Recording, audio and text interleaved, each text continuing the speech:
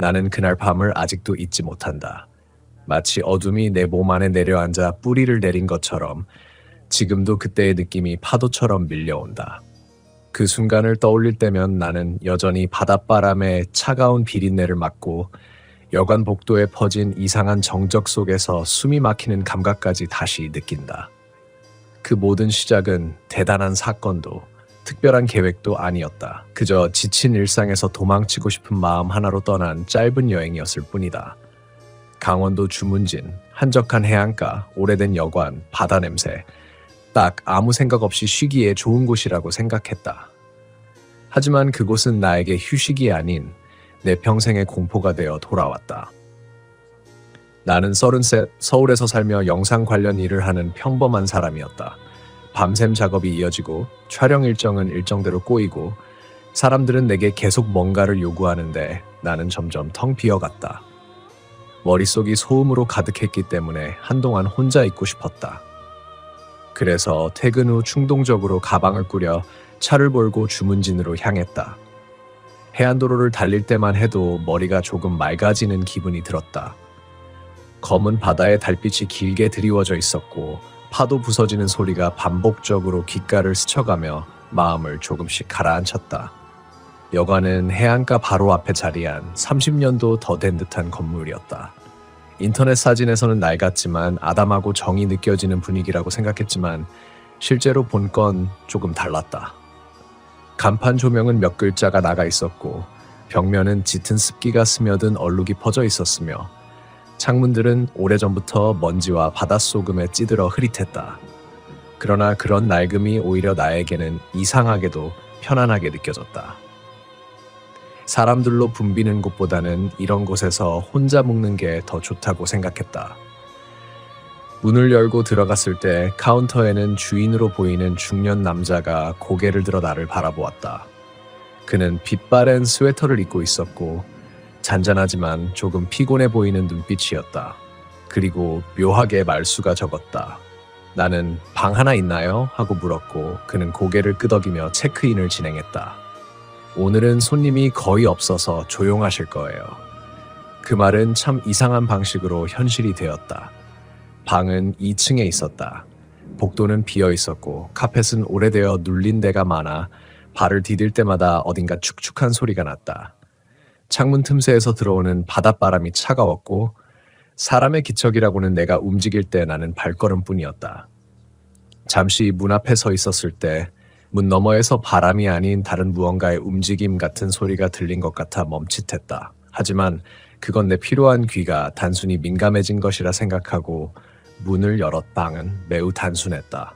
침대 하나, 작은 테이블, 벽걸이 TV, 그리고 구식 난방기. 여관 전체가 그렇듯 습기 냄새가 은근히 배어 있었지만 들어와서 불을 켜자 그나마 분위기가 덜 음산하게 느껴졌다. 짐을 내려놓고 창문을 열어 바다를 바라봤다. 부서지는 파도 소리가 귓가에 쌓였다가 사라지고 다시 반복되었다. 그 단조로운 리듬이 나를 안정시키는 듯했다. 하지만 밤이 깊어지면서 그 소리는 점점 다른 것으로 겹쳐졌다. 처음엔 그게 바람인지 파도인지 아니면 건물의 낡은 구조가 앓는 소리인지 구분할 수 없었다. 낮게 웅웅대는 소리와 함께 아주 희미한 스 하는 마찰음 같은 것이 바닥에서 올라오는 느낌이 들었다. 그러다 어느 순간 그 소리가 더 확실하게 형태를 갖추기 시작했다. 무언가 끌리는 소리. 목재와 목재가 맞닿아 마찰을 일으키며 바닥을 긁는 소리. 딱 의자를 끄는 소리였다. 아래층에서 분명 들리고 있었다. 처음에는 누가 늦은 시간까지 일하고 있는 건가 생각했다. 혹은 주인이 식당 같은 곳에서 의자를 정리하는 것일 수도 있다고 스스로 합리화했다. 하지만 그 밤 주인은 분명 이렇게 말했다. 오늘은 손님이 거의 없어서 조용하실 거예요. 나는 애써 무시하고 샤워를 마친 뒤 침대에 누웠다. 잠을 청하려고 눈을 감았지만 그 소리는 더 빈번하게 들려왔다. 끌리는 소리, 멈추는 소리, 다시 끌리는 소리. 규칙적이지도 않고 그렇다고 무작위도 아닌 마치 누군가가 천천히 의자를 이리저리 움직이면서 방향을 찾는 것처럼 들렸다. 시간이 지나면서 내 불안은 서서히 긴장감으로 틀을 잡아가기 시작했다. 나는 잠에서 점점 멀어지고 온 신경이 귓가로 몰렸다. 바람이 불 때마다 창문이 흔들려 작은 떨림 소리가 겹쳐지면서 더 알 수 없는 불안이 증폭됐다. 갑자기 방 전체가 누군가의 귀에 속삭이는 듯한 정적 속에 잠긴 느낌이 들었다. 여기 혼자 있는 게 맞을까? 문득 그런 생각이 들었다. 정확히 말하면 저 아래층에서 나는 그 소리가 사람이 내는 소리가 아니길 바랐다.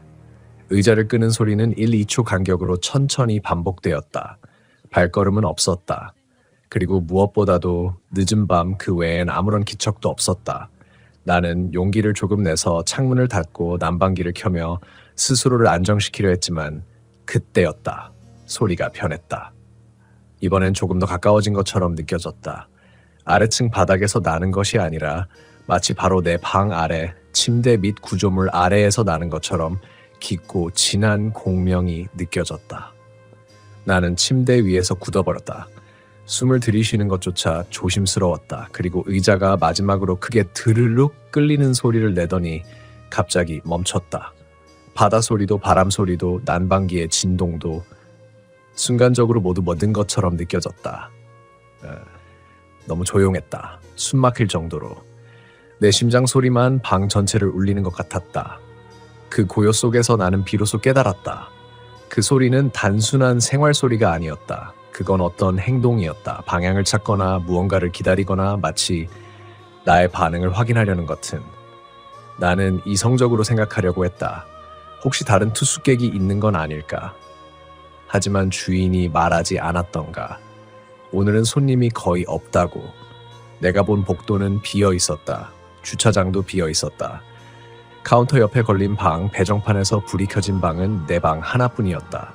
그런데 왜 아래층에서 의자를 끄는 소리가 계속 났던 걸까? 그때였다. 바닥이 아주 천천히 탁 울리기 시작했다. 의자를 끄는 소리와는 완전히 달랐지만 그 둘 사이에 어떤 연결성이 있는 것처럼 느껴졌다. 마치 누군가가 이제 의자를 움직이는 걸 멈추고 뭔가 다른 행동을 시작한 듯한 소리. 나는 침대 가장자리를 잡고 숨을 죽였다. 그 소리는 점점 선명해졌다. 천천히 일정한 간격으로 앞뒤로 흔들리는 듯한 미묘한 떨림. 그 순간 내 등골을 타고 차가운 감각이 번개처럼 흘러내렸다. 그건 의자에 사람이 앉아 몸을 앞뒤로 흔들 때 나는 소리였다. 나는 움직이지 못했다. 그 여관 아래층에서, 아니 정확히 말하면 내 방 아래 어디에선가 누군가가 아니면 무언가가 어둠 속에서 의자에 앉아 천천히 몸을 흔들고 있었다. 나는 손바닥에 식은땀이 맺히는 것을 느꼈다. 잔뜩 긴장한 상태로 귀를 기울이자 아래에서 들리는 그 미세한 움직임이 점점 더 선명하게 들렸다. 마치 오래된 목재 의자가 몸무게를 견디며 천천히 삐걱거리는 소리. 그리고 그 울림은 바닥을 통해 그대로 내 몸까지 스며들었다. 그 순간 나는 또렷하게 깨달았다. 저건 의자가 맞다. 그리고 거기에 앉아있는 건 무언가다. 문제는 그 무언가가 무엇이냐는 거였다. 나는 숨을 얕게 토해내며 몸을 일으키려다 침대 프레임에서 나는 아주 작은 끼익 소리에도 깜짝 놀라 그대로 굳어버렸다. 마치 아래층에 그것이 내 존재를 바로 느낄 것만 같았기 때문이다. 방 안의 공은 차갑다 못해 서늘해졌고 창문 틈새로 들어오는 바람조차 거의 느껴지지 않았다. 나는 방 안의 모든 소리가 죽은 듯 사라지는 상황에서 도망치고 싶은 욕망과 움직이면 안 된다는 본능 사이에 완전히 갇혀버렸다. 아래에서 나는 흔들림 소리가 멈췄다. 순간 내 심장이 너무 크게 뛰어서 그 울림으로 내 위치가 탈로 날 것 같은 차까지 들었다. 그리고 곧이어 이번에는 아주 느리게 발끝으로 바닥을 두드리는 듯한 얇고 맥없는 소리가 들려오기 시작했다. 톡, 톡, 톡. 간격을 두고 반복되는 그 소리는 마치 누군가가 어두운 방에서 조심스럽게 가만히 발을 흔들며 바닥을 터치하는 소리처럼 들렸다. 그런데 이상하게도 그 소리가 머릿속 깊은 곳을 직접 두드리는 것처럼 기괴하게 울렸다. 이게 진짜 사람 소리가 맞나? 나는 내 머릿속에서 계속 들려오는 이성의 목소리와 본능의 경고음 사이에서 갈라지듯 흔들렸다. 하지만 확실한 건 하나였다. 저 아래에 있는 건 이 시간에 여관에 있을 사람이어서는 안 된다는 사실이다. 나도 모르게 한 손이 휴대폰으로 갔다. 하지만 불이 켜지는 순간 방 안이 밝아지고 그 빛이 아래층의 누군가에게 내 존재를 확실하게 알려줄까봐 나는 손가락을 움직이지 못했다. 그 작은 불빛이 가져올 후폭풍을 감당할 자신이 없었다. 내 몸은 점점 더 조여지는 느낌이 들었고 숨은 목에 걸려 묵직하게 정체된 채 움직이지 않았다. 그때 아래층에서 쿵 하고 무언가 떨어지는 소리가 들렸다. 나는 거의 비명을 지를 뻔했지만 간신히 이를 악물고 참았다. 바닥의 낮은 울림이 침대를 타고 내 폐까지 찔러오는 것 같았다. 쿵, 다시 한 번. 이번엔 조금 더 가까웠다. 그 소리가 단순히 물건이 떨어지는 소리가 아니라 마치 어떤 것이 더 가까이 이동하기 위해 힘을 주며 일어나는 소리처럼 들렸다. 의자에 앉아있던 무엇인가가 이제 일어났다는 느낌이 너무나 명확하게 가슴을 찔렀다. 나는 침대 모서리를 꽉 쥐었다. 손가락 관절이 하얗게 변할 정도로 힘이 들어갔다. 제발 딱 여기까지만. 여기까지만 오는 건 딱. 그랬으면 좋겠다는 절박함이 절로 새어나왔다. 하지만 기도는 통하지 않았다. 바닥을 통해 아주 천천히 덩 하고 무게감 있는 발소리가 올라오기 시작했다.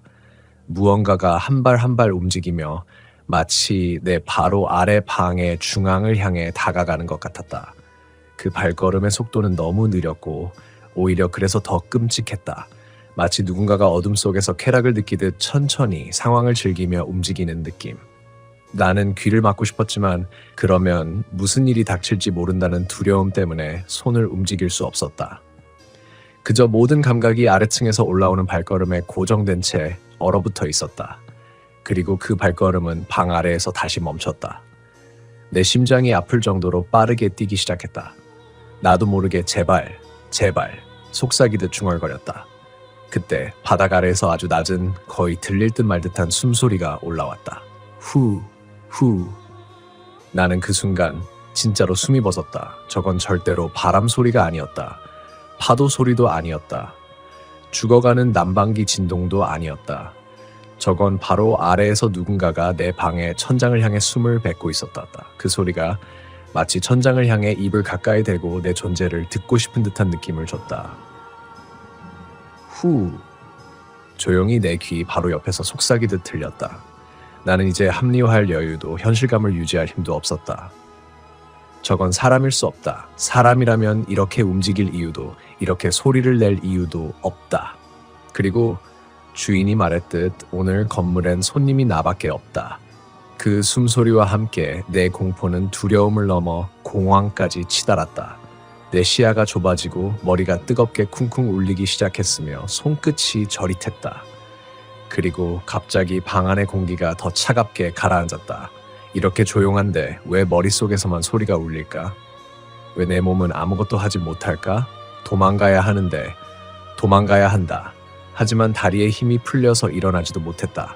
심장이 너무 빠르게 뛰어 오히려 소리가 안 들리는 듯한 기분이 들었다.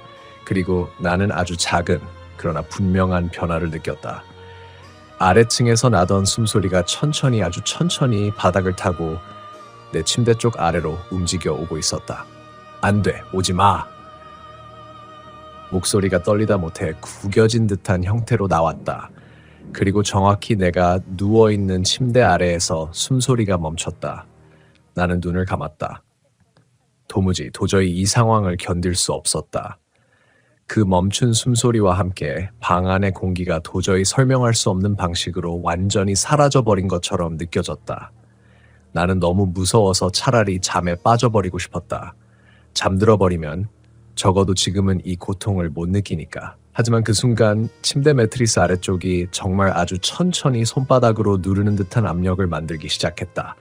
누군가가 아래에서 침대를 천천히 밀어 올리고 있었다. 침대 프레임이 미세하게 떠오르며 나도 모르게 숨을 들이켰다.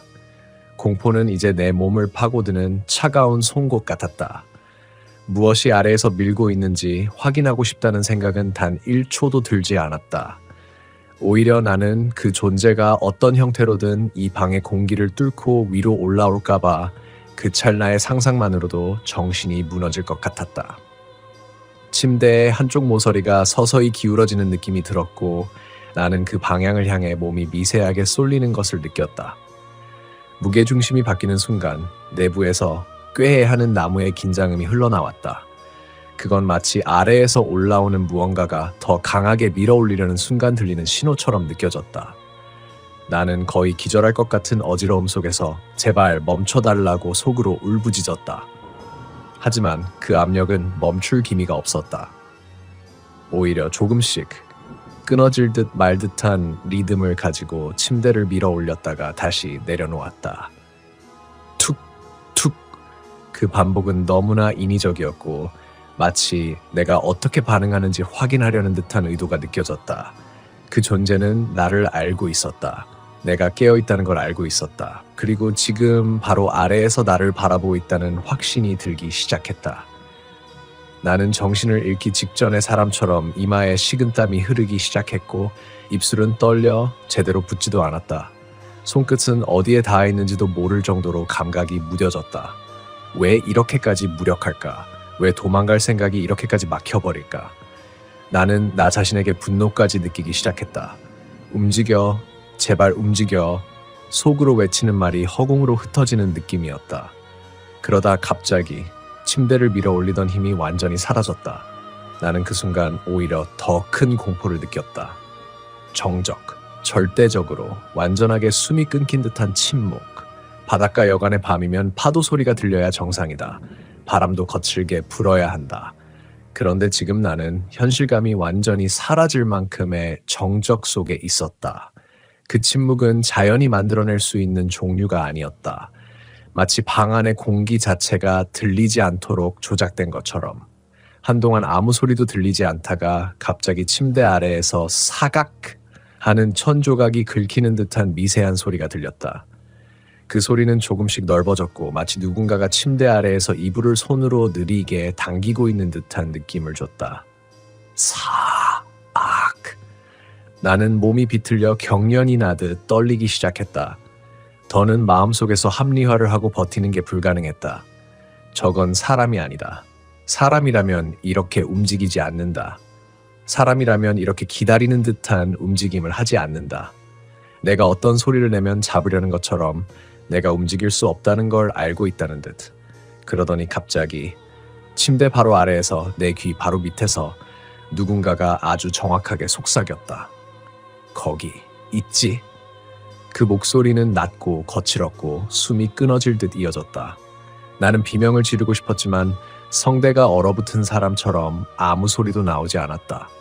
그 말은 마치 방 안에서 들린 것이 아니라 심장 바로 옆에서 속삭인 것 같은 기이한 울림을 가지고 있었다. 순간 나는 도망쳐야 한다는 강렬한 본능을 느꼈다. 이 방을 벗어나지 않으면 죽을 것 같았다. 아니, 살 수 없을 것 같았다. 나는 온 힘을 짜내어 몸을 일으키려 했다. 그러나 허리가 굽듯 구부러지고 팔다리에 힘이 들어가려는 순간 침대 아래에서 갑자기 탁 하고 공기를 찢는 듯한 강한 소리가 났다. 나는 번개처럼 몸을 굳혔다. 그리고 다시 그 속삭임이 들렸다. 움직이지 마. 나는 눈을 크게 뜬 채 공황 속에서 숨만 몰아쉬었다. 하지만 그 숨은 내 귀에만 들릴 만큼 약하고 끊어질 듯 불규칙했다. 머리는 뜨겁게 울리고 있었고 손끝은 여전히 얼음처럼 차가웠다. 그러다 갑자기 그 존재가 침대 아래에서 천천히 기어나오는 듯한 소리가 들렸다. 드르 바닥과 손바닥이 스치는 듯한 소리, 그리고 어둠 속에서 무게가 이동하는 궤적이 느껴졌다. 나는 공포로 질식할 것 같았다. 도망가야 한다. 문을 열고 나가야 한다. 하지만 다리가 아직도 말을 듣지 않았다. 그 소리는 침대 아래에서 내 발끝 쪽으로 이동하더니 다시 조용해졌다. 침묵. 그리고 아주 천천히 바닥을 타고 무언가가 침대의 발치 쪽을 두드리는 소리가 들렸다. 톡! 몇 초 뒤 톡! 그리고 또 톡! 그 리듬은 내가 처음 여관 아래층에서도 들었던 의자를 끄는 소리와 똑같은 간격으로 반복됐다. 마치 처음부터 이 방까지 이어진 하나의 연결된 행동처럼, 마치 나를 이곳으로 유인한 것처럼. 나는 고개를 들지도 못한 채 눈만 굴려 침대 끝을 바라보았다. 그곳은 여전히 깜깜했지만 어둠이 더 짙어지고 밀도가 생긴 것처럼 보였다. 무언가가 그 어둠 속에 있었다. 그것이 내 침대 끝에서 나를 보고 있었다는 사실을 나는 설명할 방법 없이 알고 있었다. 갑자기 발치에서 아주 천천히 이불이 안쪽으로 끌려 들어가기 시작했다. 나를 향해, 나의 몸 쪽으로. 나는 숨을 삼켰다. 전신에 고열과 저온증이 동시에 밀려오는 듯한 감각이 번졌다. 가까워진다. 점점 더 가까워진다. 그리고 그 순간 방문 손잡이가 갑자기 달크 하고 돌아갔다. 민수가 밤새 뒤척이다 지친 몸을 일으킨 건 아침 6시 무렵이었다. 잊으려고 해도 그 여자, 그 바닥에 누워있던 금방이라도 숨이 끊어질 것 같은 얼굴이 자꾸 눈앞에 떠올랐다. 그는 학교에 갔지만 집중이 되지 않았다. 수업 시간에도 다른 학생들의 말소리가 멀게만 느껴졌고 창밖에 시선이 머무를 때마다 마치 누군가가 그 창문 너머에서 자신을 지켜보는 듯한 기분이 들었다. 야, 민수, 너 어디 아파? 같은 반 친구 지훈이 물었지만 민수는 고개만 저었다.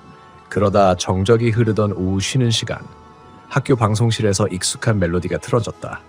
B, 전체 학생에게 안내드립니다. 민수의 몸이 굳었다. 아무 이유도 없는데 손끝이 싸늘하게 변했다. 어젯밤 본교 인근에서 발생한 사고와 관련하여. 그 다음 순간 민수의 심장이 덜컥 내려앉았다. 신원을 확인 중인 여성 한 명이 발견되었습니다. 선생님들이 웅성거렸고 아이들은 호기심에 떠들기 시작했지만 민수는 귀가 먹먹했다. 그 여성이 누군지도 상태가 어떤지도 말하지 않았지만 그는 직감적으로 알고 있었다. 그 여자는 죽지 않았다. 아니, 죽을 수 없는 상태에 놓여 있었다. 수업이 끝나고 학교 정문을 나서려던 찰나였다. 이민수 학생 맞죠? 교복을 입은 민수 앞에 서 있는 사람은 경찰이었다. 2명이었고 표정이 지나치게 무거웠다. 잠깐 이야기 좀 할 수 있을까? 민수의 숨이 거칠어졌다. 머릿속이 하얘지고 심장이 불규칙하게 흔들렸다. 왜요? 경찰은 민수의 얼굴을 주의 깊게 살폈다. 오늘 아침 학생이 다니는 학교 근처에서 사고 현장이 발견됐어. 혹시 어젯밤 집에 돌아오는 길에 이상한 사람을 본 적 있니? 민수는 순간 입술을 깨물었다. 입을 열어 무언가 말하려는 순간 경찰 뒤쪽 골목 그림자에서 희미하게 그 여자의 얼굴이 보였다. 하얗게 질린 볼, 부러진 목이 비정상적으로 기울어진 채 입술만이 조용히 움직이고 있었다. 민수에게만 들리는 작은 속삭임. 말하지 마. 민수의 다리가 풀렸다. 그는 경찰의 질문에 답하려다 결국 이렇게 말했다. 아무도 못 봤어요. 경찰은 고개를 끄덕이며 돌아갔다. 민수는 그들이 보이지 않게 되자 허리를 숙여 거칠게 숨을 몰아쉬었다. 그 순간 그의 휴대폰이 떨렸다. 알림은 없었는데 카메라 앱이 자동으로 켜져 있었다. 그리고 화면 속에 찍힌 건 민수의 바로 뒤에서 그 여자였다. 내가 날 봤잖아. 민수는 휴대폰을 떨어뜨렸다.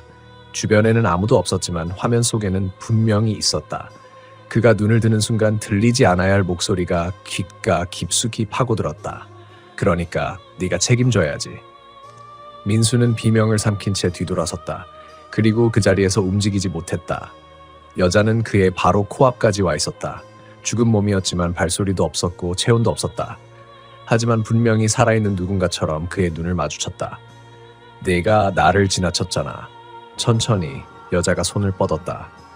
민수의 목덜미로 손가락이 스치자 온몸에 피가 식는 느낌이 들었다. 다시, 같이 가. 어디로? 그 말은 묻지 않아도 답을 알 것 같았다. 민수는 본능적으로 도망치기 시작했다. 그러나 골목 모퉁이를 돌아선 순간 그 여자는 다시 그 앞에 서 있었다. 이번엔 웃고 있었다. 민수는 숨이 턱까지 차올랐는데 여자의 표정은 오히려 더 밝아져 있었다. 살아있는 사람과 다를 바 없는 표정.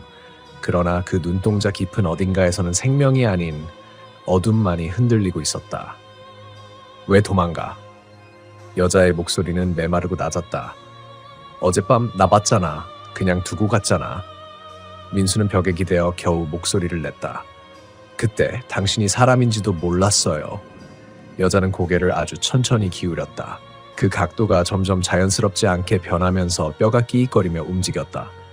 사람이든 아니든 도와줬어야지.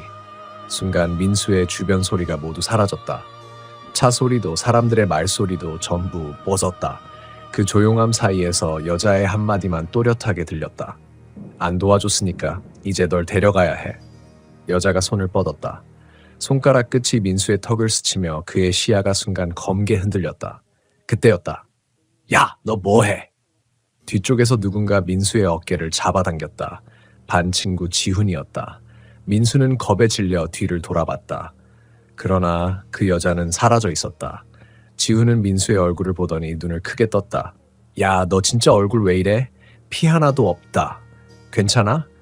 민수는 시선을 떨구며 입술을 달달다. 봤었어. 뭘? 아무것도 아니야. 집에 가자.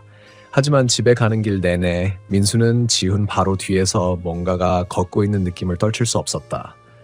발소리는 없었지만 옅은 숨소리 같은 게 뒤통수에 계속 닿았다. 그날 밤 민수의 방. 불을 꺼도 불을 켜도 똑같았다. 여자가 방 안 어딘가에 있다는 느낌이 지워지지 않았다. 침대에 누워 천장을 바라보던 민수는 갑자기 눈을 크게 떴다. 천장 모서리에 누군가가 붙어 있었다. 거꾸로 매달린 채 천천히 고개만 그를 향해 돌아가는 모습. 죽은 여자의 시선이 아래에서 떨어지지 않았다. 민수는 몸을 일으키지도 못하고 떨기만 했다. 여자는 천장에서 떨어지듯이 하지만 소리 하나 없이 바닥에 내려섰다. 그리고 침대 옆으로 다가오며 속삭였다. 도망쳐도 다 알아. 민수의 이불이 천천히 스스로 들렸다. 눈앞에서 이불이 당겨지며 바닥으로 떨어졌다. 여자의 손이 아주 천천히 민수의 발목을 잡았다. 얼음처럼 차갑고 죽은 고기 같은 감촉. 오늘은 데려갈까? 그 말이 끝나는 순간 집 초인종이 울렸다. 딩동, 딩동. 여자는 움직임을 멈췄다. 그리고 천천히 고개를 현관 쪽으로 돌렸다. 민수는 숨도 못 쉬었다. 초인종은 계속 울렸고 여자는 민수를 보며 조용히 미소를 지었다. 그리고 말없이 사라졌다. 민수는 침대 위에서 굳은 채 현관에서 들려오는 소리를 들었다. 누군가가 문을 두드리고 있었다. 쿵, 쿵, 쿵. 아주 낮은 목소리. 이민수 학생이죠? 문 좀 열어봐요. 경찰이었다. 낮에 그를 찾아왔던 바로 그 경찰 목소리. 조금 전에 내 휴대폰으로 신고가 들어왔거든. 민수는 귀가 의심스러웠다. 휴대폰? 그가 신고한 기억은 없었다. 경찰은 문을 두드리며 다시 말했다. 내가 살려달라고 했잖아. 경찰의 목소리가 문틈을 울릴 때 나는 움직일 수조차 없었다. 방투 있었고 현관 쿵쿵. 이번엔 나는 겨우 침대 옆 난간을 잡고 몸을 일으켰다. 그런 거실로 현관문 아래 틈에서 사람 문 앞에 서 있는 경찰의 그림자. 그렇다고 그런데 비치는 발, 그 맨 그리고 발가락이 문틈 아래로 굽혀져 안쪽을 향해 꿈틀거렸다. 마치 문틈을 통해 안을 훔내. 민수 목소리는 분명 낮에 들었던 경찰 목소리였다. 그저 그러나 그 목소리가 들릴 때마다 문틈 아래의 발가락은 다른 리듬, 마치 말하는 사람과 문 나는 숨. 신고. 제가 했다고요? 문 그리고 경찰의 목소리가 답했다. 그래. 네 번호로 10분 전에 신고가 들어왔어. 10분 전이면 내가 신고할 수 있었을 리가. 혹시 대문 앞에 같이 계신 나는 떨리는 목소리로 물었다. 왜 그걸 경찰은? 아니. 순간 문틈 아래의 발가락 움직임이 멈췄다. 그 안 나는 본능적으로 뒤로 물러섰다. 그 문 앞에는 경찰 한 명뿐이라고 했다. 그런 경찰이 다시 말했다. 민수 학생? 문 열어도 괜찮아. 문틈 너머 보이지 않는 어디선가 톡톡 무언가가 바닥을 치는 소리가 들렸다. 그 순간 나는 깨달았다. 경찰의 말이 아무리 친숙해도 지금 저 문 너머에서 내 이름을 부르는 목소리가 정말 인간의 것인지 확신할 수 없다는 걸. 방금까지 내 발목을 잡아 끌던 그 여자가 지금 이 집 안 어딘가에 완전히 사라졌다는 것도 이상하게 불안했다. 그녀는 사라진 적이 없다. 그냥 자리만 옮긴 것일 뿐이었다. 나는 입술을 깨물며 조용히 뒤돌아 방으로 향했다. 경찰이 문을 두드리는 소리는 점점 더 커졌지만 나는 문 가까이 가지 않았다. 이민수, 안 열면 강제로 연다! 문이 흔들렸고 손잡이가 요란하게 돌아갔다. 그런데 내 등 뒤에서 바스락 아주 작은 소리가 들렸다. 방 안. 내가 아까까지 누워있던 침대 근처에서 나는 고개를 돌릴 용기가 없었다. 그러나 소리는 점점 더 가까이 들렸다. 푸석푸석한 머리카락이 바닥을 스치는 소리, 그리고 익숙한 냄새. 해변 여관에서 풍기던 그 눅눅하고 소금기 섞인 냄새. 누군가가 내 바로 뒤까지 와 있었다. 그리고 아주 조용한 속삭임이 바로 귀 옆에서 들렸다. 문 열면 둘 다 죽어. 등골이 얼어붙었다. 심장이 멈춘 것처럼 조용해졌다.